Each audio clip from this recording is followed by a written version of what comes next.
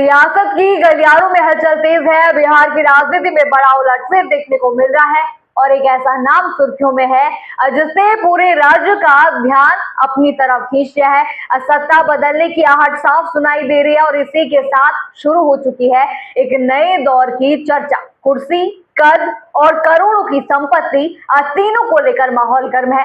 नमस्कार, मैं हूं आपके साथ राधा राणा और आप देख रहे लोकहित क्रांति न्यूज। बिहार की राजनीति में अब एक नया अध्याय जुड़ने जा रहा है क्योंकि सम्राट चौधरी का नाम अगले मुख्यमंत्री के तौर पर सामने आ चुका है। इस बड़ी जिम्मेदारी के साथ ही उनकी छवि के साथ साथ उनकी संपत्ति को लेकर भी चर्चा तेज हो गई है। लोग ये जानना चाहते हैं कि जिस नेता को बिहार की कमान सौंपी जा रही है उसकी आर्थिक स्थिति कितनी मजबूत है। चुनावी हल्फनामे के अनुसार सम्राट चौधरी और उनके परिवार की कुल संपत्ति करीब 11 करोड़ 34 लाख रुपए बताई गई है। सबसे खास बात यह है कि इस पूरी संपत्ति पर किसी भी तरह का कोई कर्ज नहीं है।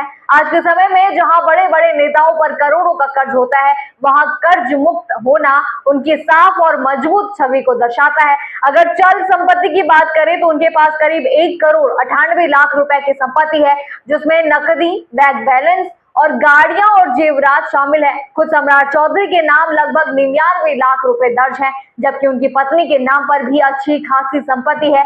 इसके अलावा उन्होंने अपने बच्चों के नाम पर भी निवेश किया है, जो उनकी भविष्य की सोच और योजना को दिखाता है। वहीं अचल संपत्ति के मामले में उनका परिवार और भी मजबूत नजर आता है। करीब 9 करोड़ 36 लाख रुपए की जमीन और मकान उनके पास है, जिनमें सबसे बड़ा हिस्सा पैतृक संपत्ति का है।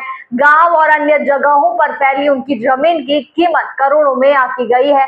साथ ही उन्होंने अपनी कमाई से भी संपत्ति बनाई है, जो उनकी मेहनत और अनुभव को दर्शाती। राजनीतिक चर्चाओं में सबसे ज्यादा ध्यान इस बात पर दिया जा रहा है कि इतनी बड़ी संपत्ति होने के बावजूद उन पर 1 रुपए का भी कर्ज नहीं है। ये उनकी आर्थिक मजबूती और पारदर्शिता को दिखाता है, जो उन्हें एक अलग पहचान देता है। अब जब बिहार की कमान उनके हाथों में आने की चर्चा है तो जनता की उम्मीदें भी उनसे जुड़ गई हैं। लोग उम्मीद कर रहे हैं कि उनकी साफ छवि और मजबूत सोच बिहार के विकास में भी दिखाई देगी।